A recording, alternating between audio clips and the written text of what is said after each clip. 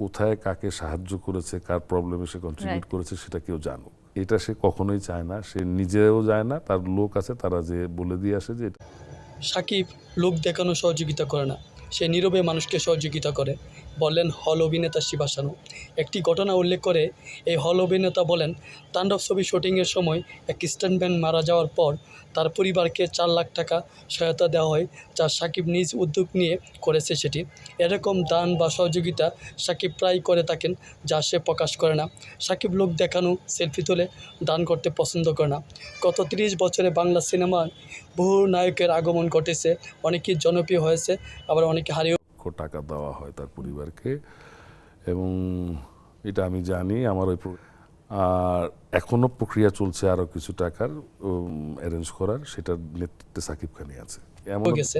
তবে দীর্ঘ সময় ধরে এককভাবে জনপ্রিয়তার শীর্ষে রয়েছে কেবল সাকিব খানই। তার এই দীর্ঘ সময় রাজত্ব নিয়ে শিবা শানু বলেন, সাকিব রোমান্টিক, অ্যাকশন, ইমোশন সকল চরিত্রে দক্ষ। সাকিব দেখতে হ্যান্ডসাম, নাচে পারদর্শী, ড্যান্স সেন্সও অনেক দারুণ।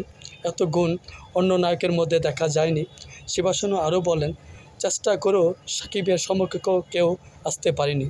তবে সাকিবের উত্থানের সাকিব খানের লাইফও কিন্তু স্ট্রাগল লাইফ ছিল। স্টার্টিংটা অনেক স্ট্রাগল করেছে, পিছনে অনেক কষ্টের স্মৃতি লুকিয়ে রয়েছে, অনেক স্ট্রাগল জড়িত রয়েছে।